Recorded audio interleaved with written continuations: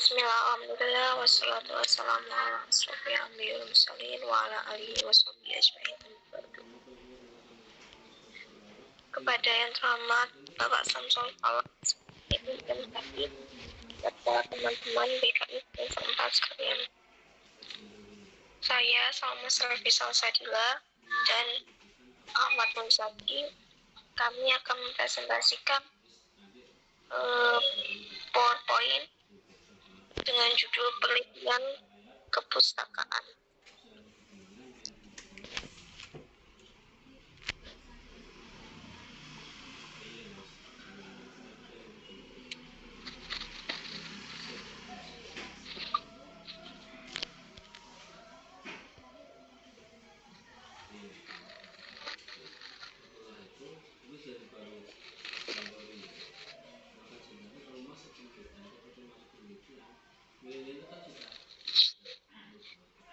Yang pertama yaitu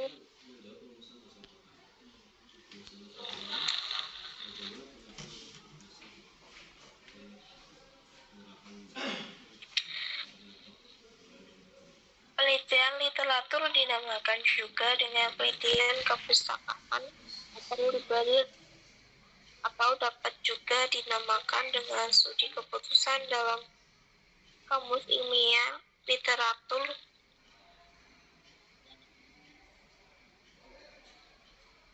Populer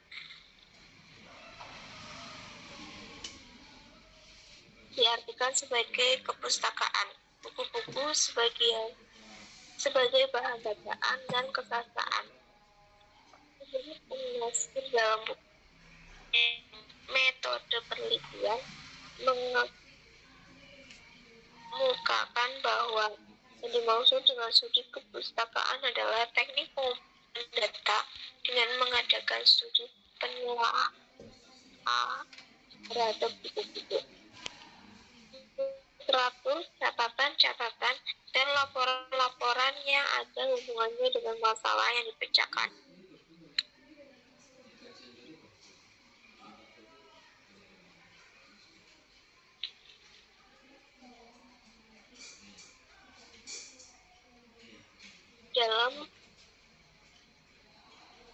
Dalam pencarian teori, peneliti akan mengumpulkan informasi sebanyak-banyaknya dari kepustakaan yang berbeda. Sumber-sumber kepustakaan dapat diperoleh dari hasil penelitian teknis dan sumber-sumber lainnya yang sesuai internet, koran, dan lain-lain. Merujuk pendapat ahli di atas, maka dapat diperoleh kesimpulan bahwa penelitian adalah salah satu dari penelitian kualitatif yang pada umumnya dilakukan dengan cara tidak lapangan dalam mencapai sumber datanya.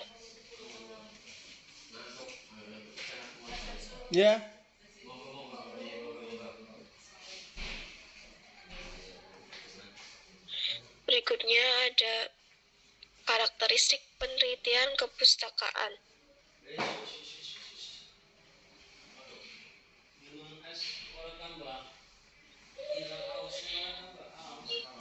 Setidaknya ada 4 ciri utama penelitian kepustakaan yang perlu diperhatikan oleh mahasiswa atau calon peneliti, dan keempat ciri itu akan mempengaruhi sifat dan cara kerja penelitian, yaitu yang pertama,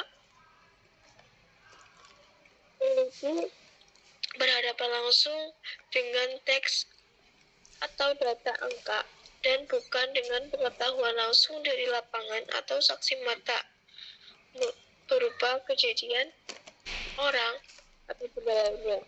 Yang kedua, data pustaka bersifat siap pakai atau ready-made. Dalam hal ini, peneliti tidak semena-mena kecuali hanya berhadapan langsung dengan bahan sumber yang sudah tersedia, dan peneliti dapat langsung menggunakannya sesuai di mana penelitian tersebut menemukan sumber data. Yang ketiga, Data dalam penelitian kepustakaan umumnya sumber sekunder, artinya bahwa peneliti memperoleh bahan dari tangan kedua dan bukan data orisinil dari tangan pertama di lapangan. Yang keempat, ada kondisi data pustaka tidak dibatasi oleh ruang dan waktu. Peneliti dapat memperoleh sumber kapanpun ia membutuhkannya. Berikutnya ada C. Fungsi dan tujuan penelitian kepustakaan. Yaitu penelitian kepustakaan mempunyai beberapa fungsi penting. Yang pertama itu memberikan gambaran tentang masalah kepada pembaca, meyakinkan pembaca bahwa penulis mengetahui banyak hal tentang topik masalah yang sedang diteliti. Yang ketiga, mengembangkan wawasan tentang bidang studi yang diteliti. Berikutnya ada sebuah penelitian kepustakaan diselenggarakan bertujuan untuk yang pertama itu menemukan suatu masalah yang diteliti, mencari informasi yang relevan dengan masalah yang diteliti, mengaji beberapa teori dasar yang relevan dengan masalah yang akan diteliti, untuk membuat uraian teoritik dan empirik yang berkaitan dengan masalah-masalah ini dibicarakan, memperdalam pengetahuan peneliti tentang masalah dan bidang yang akan diteliti, mengaji hasil-hasil penelitian terdahulu yang ada kaitannya dengan penelitian yang akan dilakukan. Artinya, hasil penelitian terdahulu mengenai hal yang akan diteliti oleh atau mengenai hal lain yang berkaitan dengan hal yang akan diteliti. Yang ketujuh, mendapatkan informasi tentang faktor-faktor penyebab dari suatu permasalahan yang sudah pernah diteliti. Berikutnya ada teknik pengumpulan data dalam penelitian kepustakaan yang akan disampaikan kepada Mas Zaki.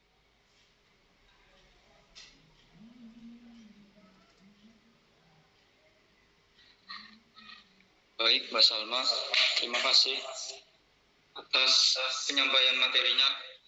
Untuk materi selanjutnya, poin D yaitu mengenai teknik pengumpulan data dalam penelitian kepustakaan atau library research. Nah, untuk teknik pengumpulan data yang digunakan dalam penelitian kepustakaan adalah pengumpulan data literatur, yaitu bahan-bahan pustaka yang koheren atau berkaitan dengan objek pembahasan yang dimaksud. Nah, teknik tersebut diantaranya yang pertama ada editing, yaitu pemeriksaan kembali data yang diperoleh, terutama dari segi kelengkapan, kejelasan, makna, dan keselarasan makna antara satu dengan yang lainnya.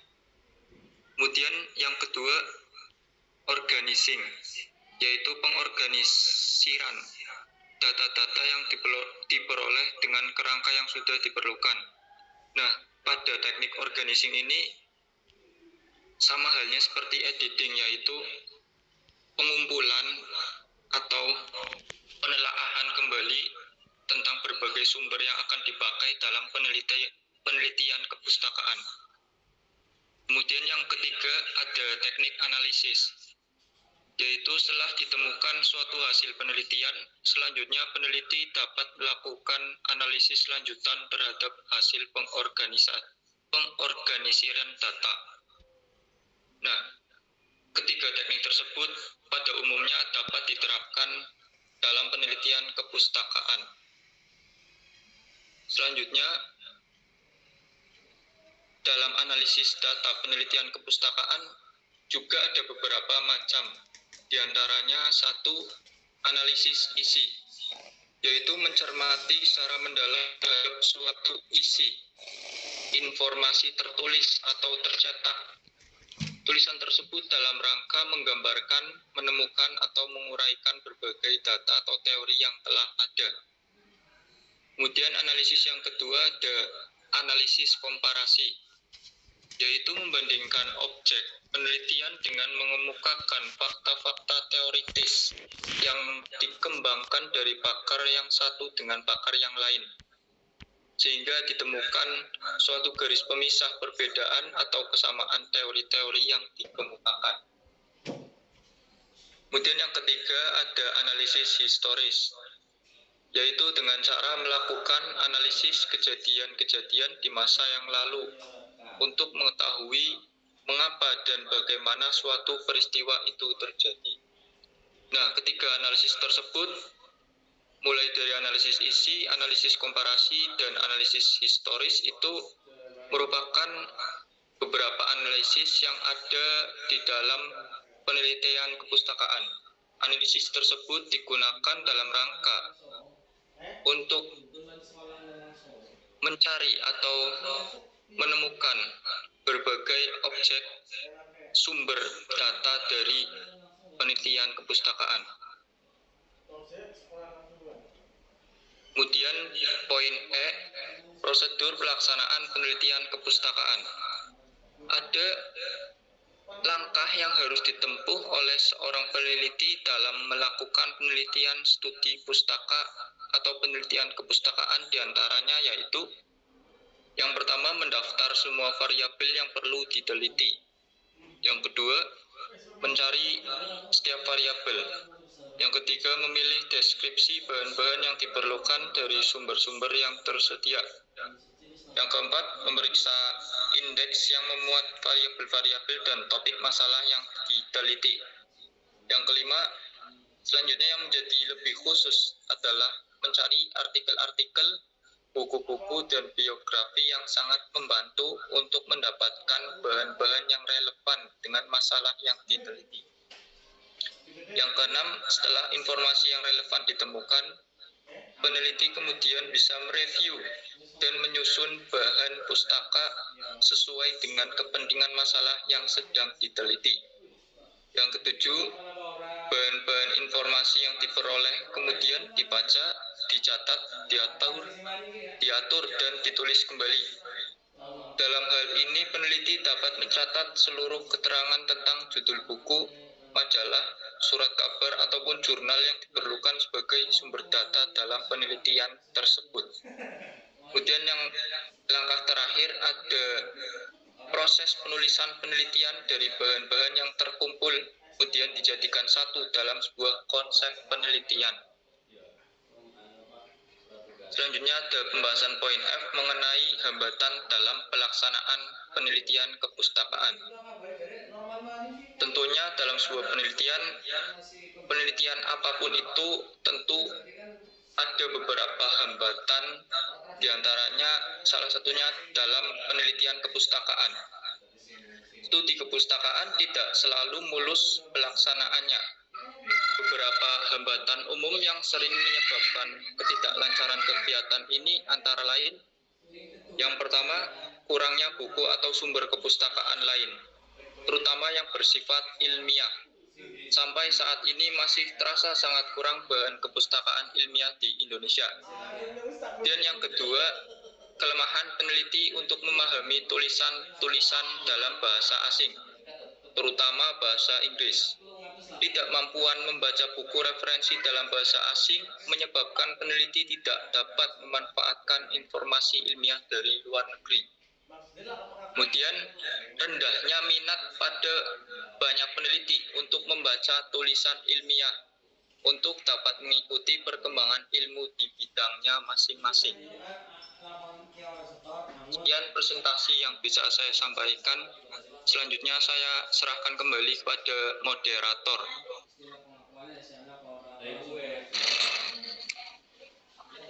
Baik, setelah memaparkan beberapa materi dan poin-poin, berikutnya kami buka sesi tanya jawab atau diskusi. Silakan teman-teman, barangkali ada yang ingin ditanyakan atau ingin menambahkan.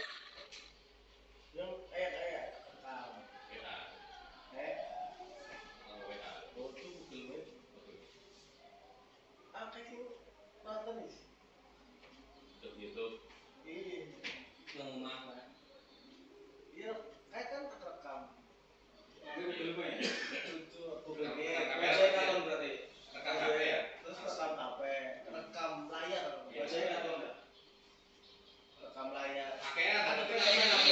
teman-teman, barangkali ada yang mau ditanyakan mengenai materi presentasi pada hari ini.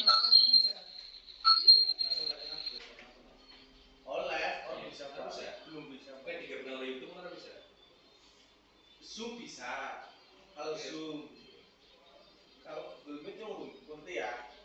Terus kemudian apa mana kayak Google Meet karo tangkap layar yang belum bisa, we. Orang kalian apa coba tampilannya? Gitu, ngejaz. Oh iya ya. Google Meet nang mana? Aku ora tahu Google Meet pak. Pernah sekisan biar gagal.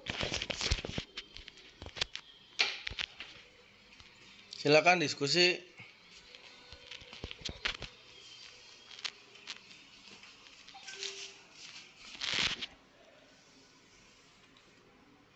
Ini kan slide. Oke, rekam layar ya. Tak 16 menit. Tapi orang Ini Google Meet. Tapi kok dihapus sampai yang Google Meet mah aman berarti ya. Maksudnya umpama online orang terdeteksi. Iya. Silakan yang tanya dan didiskusi. Gimana pak? Khusus yang ngerti wake up from Google Meet sama karo Zoom ada pak. terbatas. Cuman lebih jadi lebih akhirnya juga kayak Zoom ya. Iya isi gue soalnya Zoom memang fasilitasnya banyak. Salah satunya gue mau dalam studio live kan ini. Gitu. Dan jalannya kan batas ya. Aman bulan. Ya. Ini aku Google Meet toh. Terus tangkap layar pak. Tangkap layar ini tangkap layar. Rekam layar. Rekam layar. Terus gue tak upload yang gitu. Di info simulasi bisa ulang ya. Bisa mencermati apa yang sudah didiskusikan. Misalnya ya maning. Dia mau hadir. Tapi sekumpul lah kelas. Ya. Gue mau Meet HP loro. Siji ning nggo layar. Ya. Karo usah nggo suara. Siji ning nggo suara tok, nggo mic record. Jelas, Pak. Jadi biasanya kan orang jelas kok. Apanya loro. Tak setting loro ya, apa sing mlebu nang Google Meet loro. Tadi telu ora nyo. Nomor mantau to kon kelas ana sama bae ngono. Nah, mike apa sih cumane sing layar ora dipasang. Dorong wiwi. Yuk, monggo teman-teman, barangkali ada yang ingin ditanyakan. Layar siji diperekna nggo mic. Itu jelas. Suara jelas, layar jelas. Iya. Tapi kalau berhenti praktek KB, kon ini. Anu kelas.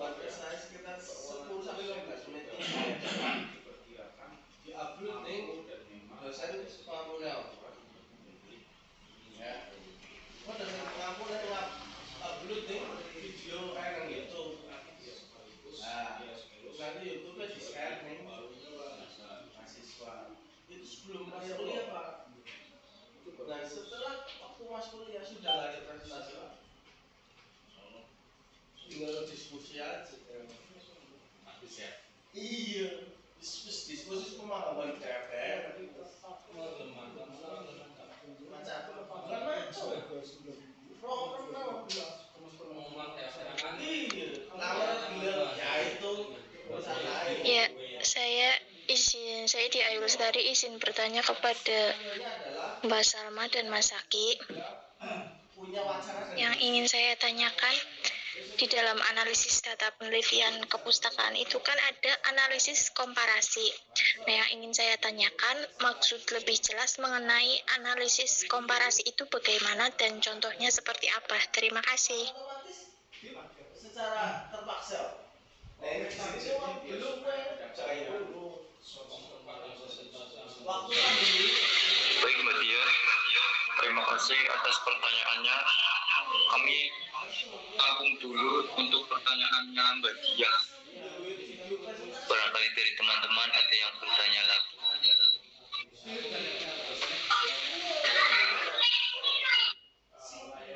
Dewek bisa kayak menerangkan gitu. Iya.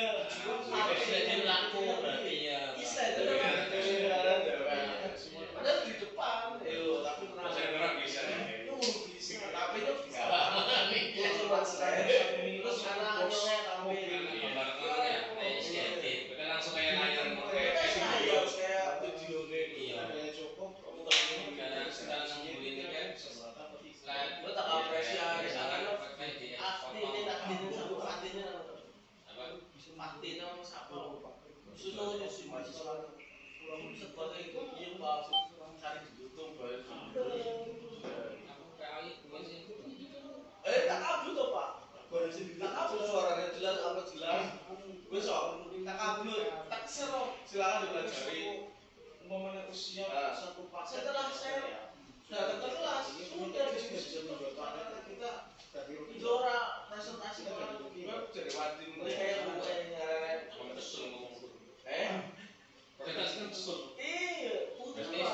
iya presentasi kelas menurut saya suara efektif itu pertama satu bocah iya cewek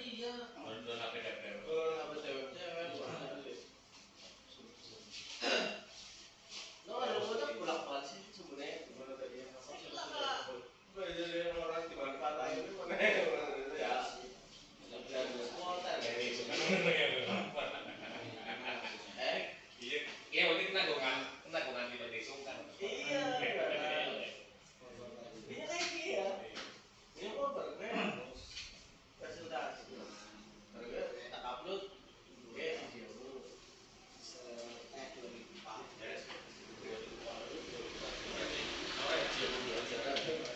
Ya, sambil menunggu pertanyaan dari teman-teman yang lain, izinkan saya untuk menjawab pertanyaan dari Mbak Dia terlebih dahulu. Yang pertanyaannya yaitu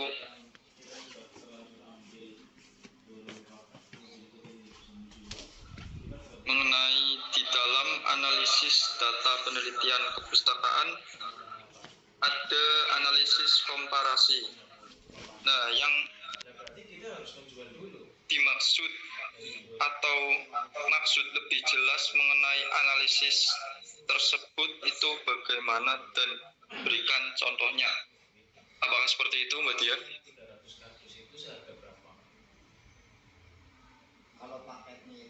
Iya, Mas Saki. Mas Saki,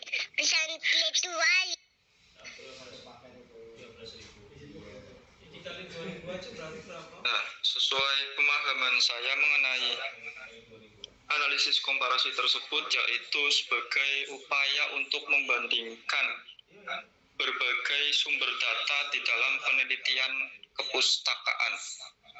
Nah, analisis tersebut bisa dijadikan suatu analisis seorang peneliti dalam menelaah atau mengumpulkan berbagai sumber data untuk keperluan dari penelitian kepustakaan tersebut. Nah, contoh dari analisis komparasi saya contohkan seperti pada penelitian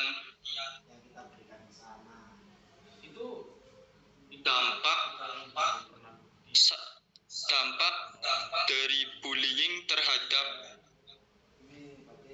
psikologis anak. Nah, saya contohkan seperti itu. Nah, di dalam teori, khususnya teori psikologis itu banyak tokoh-tokoh yang turut andil di dalamnya. Saya contohkan seperti dua tokoh besar, yaitu yang pertama ada Sigmund Freud dan yang kedua ada Alfred Adler. Nah, untuk mencari atau mengumpulkan data pustaka keperluan penelitian kepustakaan tersebut, peneliti bisa memilih di antara dua teori tersebut. Misalkan Mbak Dia itu tidak terlalu suka terhadap teorinya Sigmund Freud karena teori tersebut terlalu berbau seksual, maka Mbak Dia bisa memilih teori dari Alfred Adler. Seperti itu Mbak Dia. Apakah dapat diterima jawaban dari saya, atau mungkin dari Mbak Salma atau teman-teman yang lain mau menambahkan jawaban pertanyaan? Iya. Silakan teman-teman yang lain jawab ya.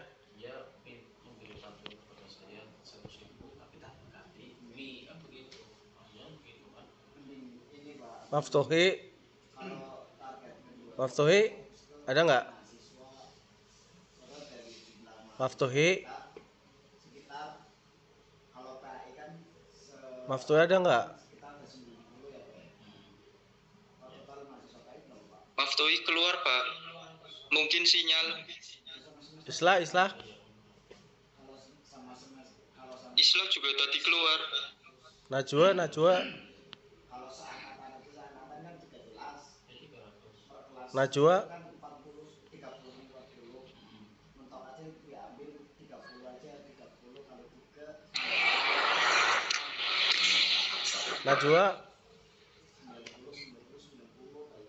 Najwa kemana Najwa?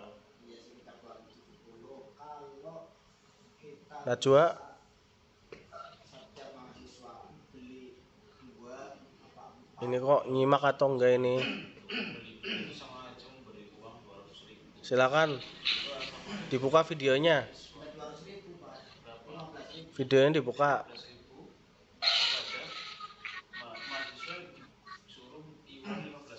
Videonya dibuka semua.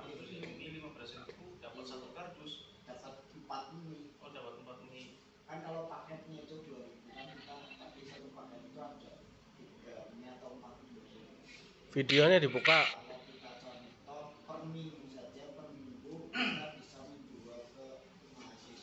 Oh, jualnya eceran, bukan kardus. Bebas, kalau dari sana itu datangnya kardus ya. Nanti kita bisa. Pokoknya dari sana berapa kardus? 300 kardus. Harus bersih, harus semua. Oke, silakan dilanjut.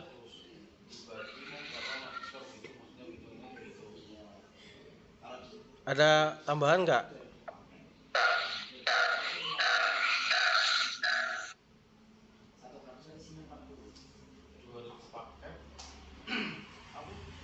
Mas Salma ada tambahan jawaban?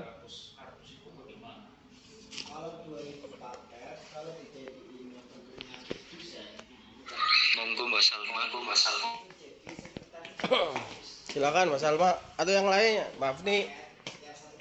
Masih Islah?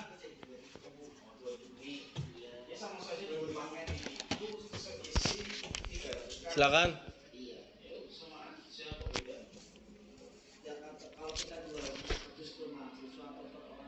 Pertanyaannya gimana pertanyaannya? Tadi.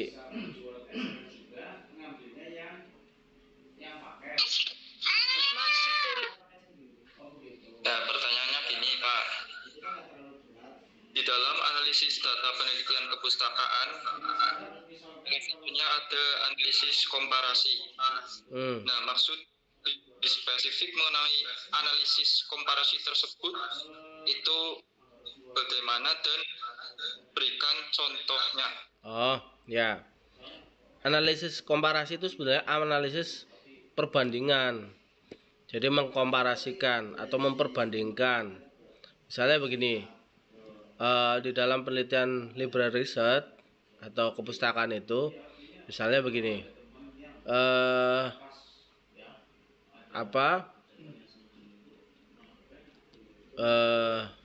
Islam dalam perspektif K.J. Abdurrahman Wahid dan Nasir, misalnya begitu.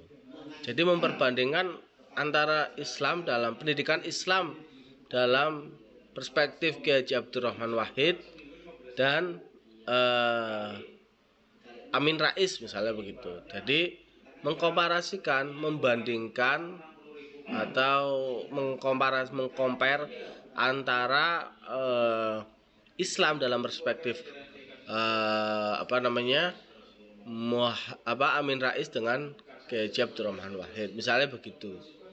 Itu analisisnya. Bagaimana cara menganalisisnya? Ya caranya bagaimana ada sisi-sisi yang bisa menjadi sama, ya, di mana letak persamaannya, kemudian juga di mana letak perbedaannya. Itu yang membandingkan. Dari analisis komparasi adalah dalam perspektif dalam penelitian library research adalah bagaimana seorang peneliti mampu menyajikan sebuah data-data yang kemudian itu dari dua tokoh yang diambil dari buku-bukunya atau karya-karyanya atau perspektifnya.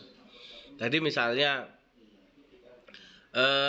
psikologi personality dalam perspektif Sigmund Freud dan misalnya kemudian siapa tokoh psikologi. Nah, itu membandingkan perspektif antara Sigmund Freud dengan siapa tentang membaca psikologi personal, misalnya begitu. Itu yang itu analisis komparatif. Analisis yang digunakan dalam konteks library research adalah bagaimana membandingkan sebuah titik temu dalam perspektif atau membedakan mana letak perbedaannya, mana letak persamaannya dalam membangun perspektifnya. Kira-kira begitu, membangun kajiannya atau membangun wacananya atau membangun pengetahuannya dari kedua tokoh tersebut. Gitu ya, Mas Zaki, Mas Salma. Monggo yang lain. Pertanyaan? Mas Islah? Kalau tadi saya ibaratnya nggak tambah properti itu paling 6 sampai 6. Mas Islah kemana ini? Monggo teman-teman, barangkali ada yang ditanyakan. Iya, Mbak Afni. Mbak Afni. Ya, saya Afni izin bertanya kepada pemateri mengenai materi dengan tema penelitian perpustakaan. Apa yang membedakan penelitian perpustakaan dan penelitian lapangan? Perbedaannya itu di mana? Ya, kalau masalah harga diri atau tidaknya itu kan Baik, Afni. mau feedback untuk memilih dengan antusias atau tidak. Kalau nyatanya itu sudah ambil, tapi Silakan Mas Salma atau Mas Zaki. Perbedaan antara penelitian lapangan dengan penelitian library research. Jadi menurut saya akan mencoba menjawab pertanyaan dari Mbak Afni, yaitu Di ini videonya dibuka aja, Mas Salma. waktunya tersendat atau terganggu nggak dengan misalkan kalau misalkan kita cari alternatif yang lain, mencari Ya, jadi silakan.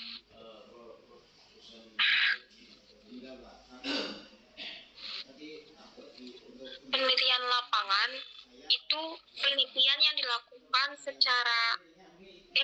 langsung secara di lapangan atau pada responden yang akan diteliti.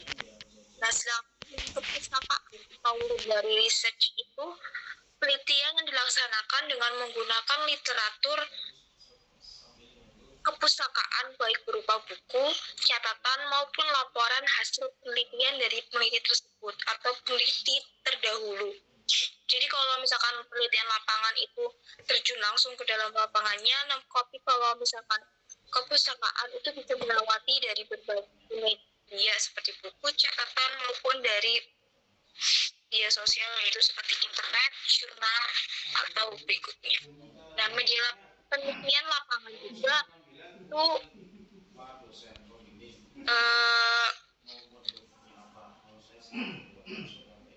menurut Dedi Maulana, penelitian lapangan yaitu jenis penelitian yang mempelajari fenomena dalam lingkungan alam yang alamiah untuk data atau primernya dalam data yang berasal dari lapangan langsung dan terjun ke dalam lapangannya.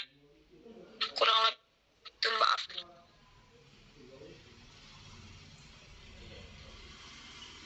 Oh iya, berarti kalau penelitian perpustakaan ini termasuk dalam penelitian apa Mbak Salma? Berarti kualitatif ya? Atau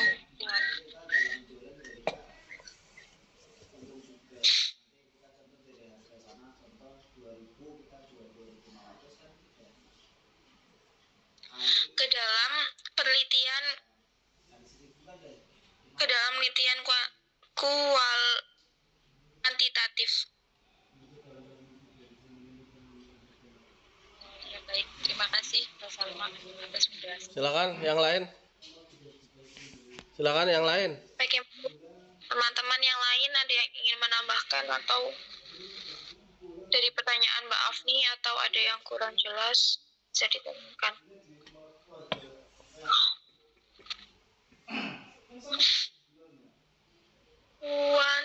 Kuantitatif. Silakan yang lain. Mas Zaki atau yang lain? Mas Islah.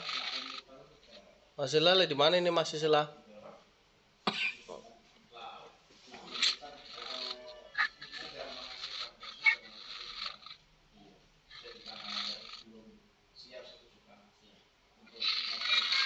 Silakan. Mas Zaki ada tambahan? Nah, kurang lebih untuk perbedaan dari penelitian lapangan dan penelitian kepustakaan, saya sependapat dengan Mbak Salma. Tapi untuk sifat dari penelitian kepustakaan itu sendiri secara umum yaitu bersifat kualitatif bukan kuantitatif. Kualitatif ya. Iya, kualitatif.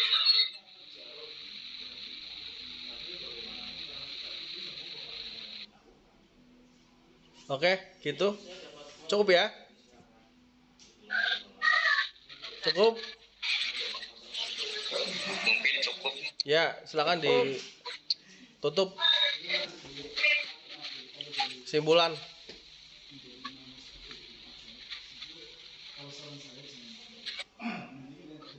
Silakan. Pak, ya bentar Pak.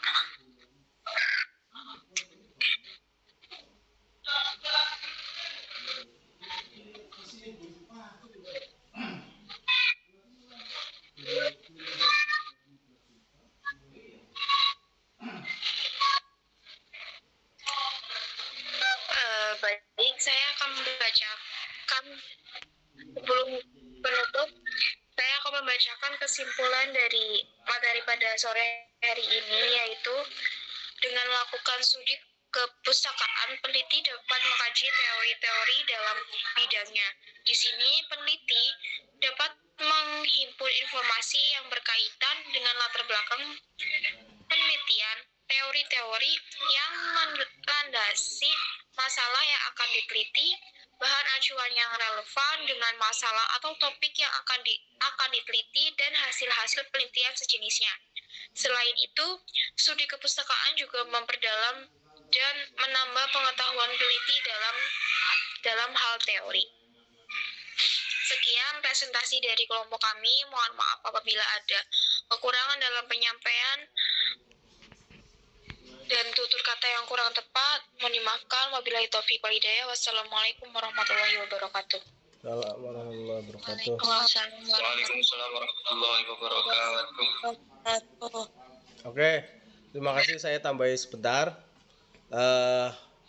Jadi penelitian liberal research itu intinya sebetulnya adalah penelitian yang digali dalam metodologinya adalah mencari data-data dari kepustakaan, dari wacana seseorang yang kemudian itu bisa dalam bentuk teori yang sudah dibukukan, yang sudah dijurnalkan maupun yang sudah diupload di dalam media sosial atau internet misalnya begitu. Jadi liberal research itu yang membedakan antara penelitian lapangan atau penelitian kuantitatif, field research atau sebenarnya ada 3 kan. Ada penelitian kualitatif, penelitian kuantitatif. Penelitian kualitatif itu biasanya bisa digolongkan di dalam penelitian kualitatif. Kira-kira begitu. Penelitian kualitatif ini walaupun penelitian kualitatif bisa kemudian ada field research, ada penelitian yang lain, tapi di dalam penelitian kepustakaan ini biasanya kemudian murni kepada kajian-kajian yang memang berdasarkan pada penggalian data-data yang ada di buku, ada di publikasi-publikasi ilmiah yang lain, misalnya kayak disertasi yang sudah dibukukan dan sebagainya, perspektif dan sebagainya. Misalnya pendidikan konseling Islam dalam perspektif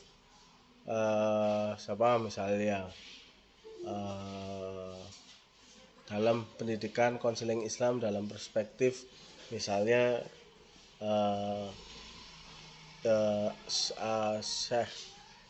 Syekh Ibnu Athaillah As-Sakandari dalam kitab misalnya begitu, dalam kitab Al-Hikam misalnya begitu. Jadi kitabnya dibedah gitu. Misalnya kemudian lagi pendidikan agama Islam berwawasan sosial dalam perspektif Kiai Sahal Mahfud dalam bukunya Fikih Sosial misalnya begitu. Dalam bukunya itu menggali tentang bagaimana liberal research. Misalnya ada lagi misalnya kajian usul fikih tentang maslahat dalam perspektif Imam Syatibi dalam bukunya dalam kitab Al-Muwafaqat misalnya begitu. Itu liberal research digali dalam kajian yang sudah dibukukan. Misalnya lagi ada beberapa yang lain, misalnya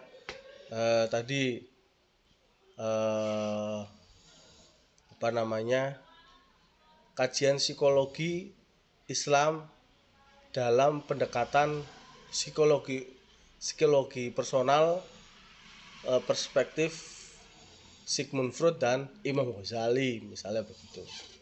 Itu bisa walaupun bukan dalam kitab, tapi perspektifnya itu muncul dari buku-buku yang ada di dalam Imam Ghazali maupun Sigmund Freud misalnya begitu.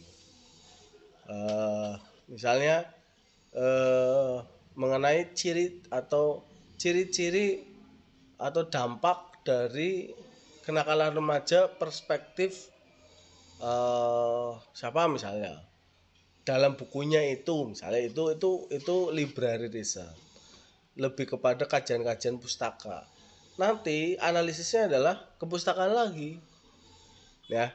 Jadi kamu lebih pada membandingkan karya-karya atau buku-buku atau data-data yang sudah dibukukan. Jadi menelitinya di situ. Kira-kira begitu. Temanku banyak yang juga meneliti, tapi apa namanya tuh dia segmented, kira-kira begitu.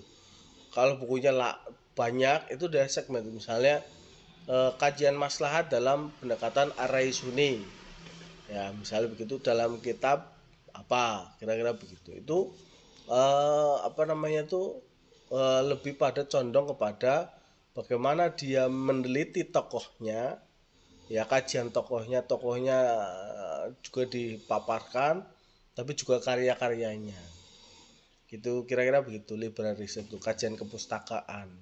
Selain itu juga mungkin karya-karyanya dipandang, misalnya kontekstualisasi fikih dalam pendekatan psikologi tasawuf, perspektif Imam Ghazali, misalnya begitu. Itu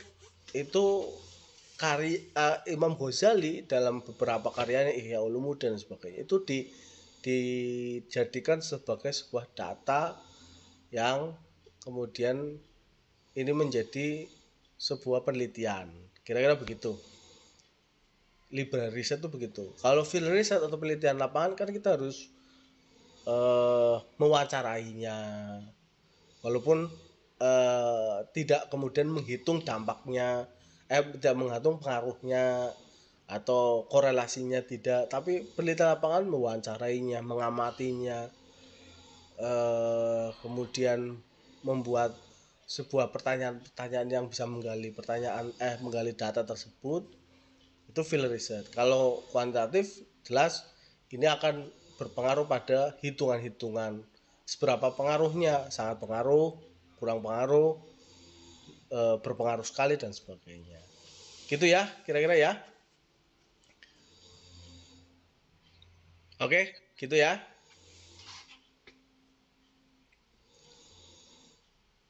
Ya, Pak. Cukup ya. Oke, marilah kita tutup dengan bacaan Al-Fatihah. Al-Fatihah. A'udzubillahi minasyaitonir rajim. Bismillahirrahmanirrahim.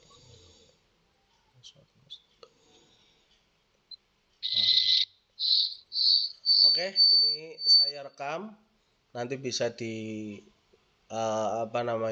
dibaca dan dilihat kembali di dalam, nanti saya upload di dalam YouTube saya. Gitu ya. Terima kasih semuanya untuk hari ini. Mohon maaf kalau hanya online dan sebagainya, minggu depan bisa offline kembali. Terima kasih. Assalamualaikum warahmatullahi wabarakatuh. Waalaikumsalam warahmatullahi wabarakatuh. Silakan absen di grup.